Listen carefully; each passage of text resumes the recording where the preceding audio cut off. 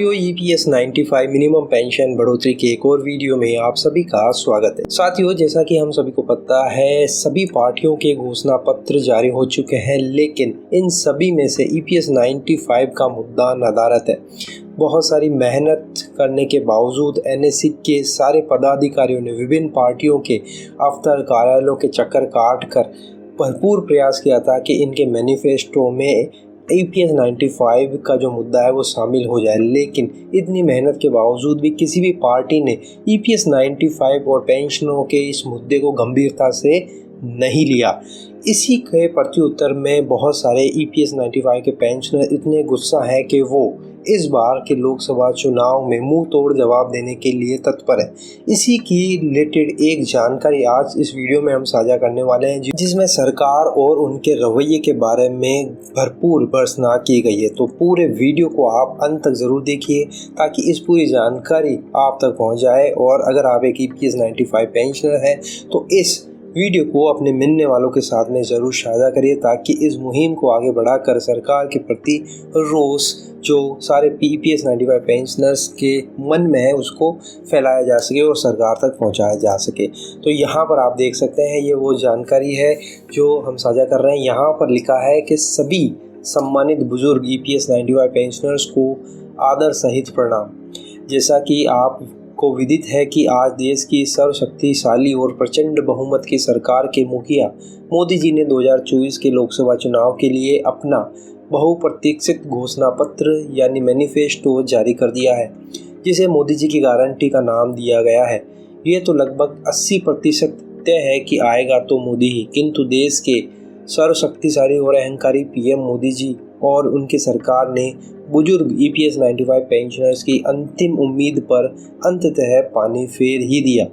जैसा कि पूर्वाभास भी था, बुजुर्ग ईपीएस 95 पेंशनर ये जानते हुए भी कि बीजेपी सरकार और अहंकारी पीएम मोदी जी की नज़रों में वे मात्र पशु समान है, तो उनका पशुवत व्यवहार स्वाभाविक ही है। तो यहाँ पर बहुत ही रोष व्यक्त किया जा रहा है। आगे लिखते हैं कि मौजूदा परिदृश्य से स्पष्ट है कि जीतेगा तो मोदी ही और आएगा तो मोदी ही।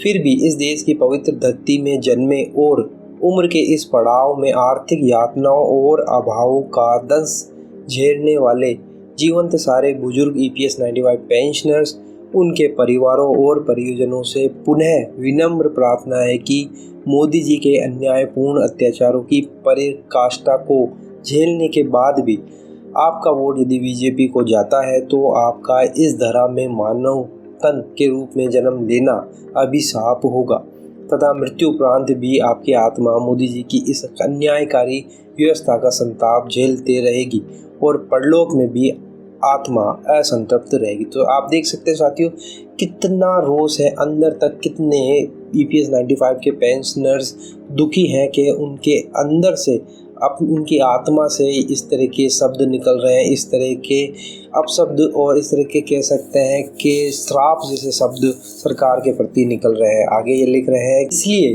देश के सारे बुजुर्ग ईपीएस 95 पेंशनर्स भी बीजेपी और मोदी जी के अन्याय की पराकाष्ठा और उनके मैनिफेस्टो घोषणा पत्र के प्रत्युत्तर में अपना भी सामूहिक संकल्प पत्र प्रसारित कर संकल्पबद्ध हो जाए कि वह भी 2024 के लोकसभा चुनाव में बीजेपी और मोदी जी को वोट नहीं देंगे।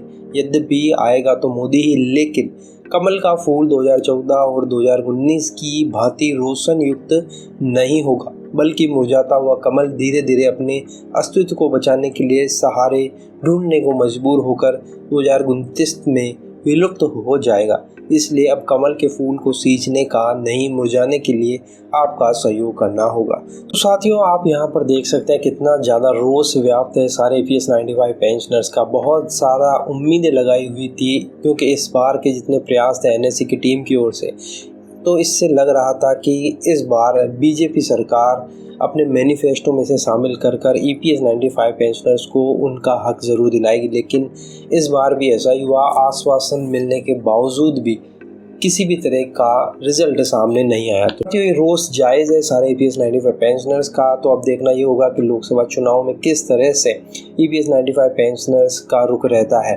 तो तो साथियों, आपको इस बारे में क्या ख्याल है, क्या राय है, कमेंट बॉक्स में अपनी राय ज़रूर बताइए।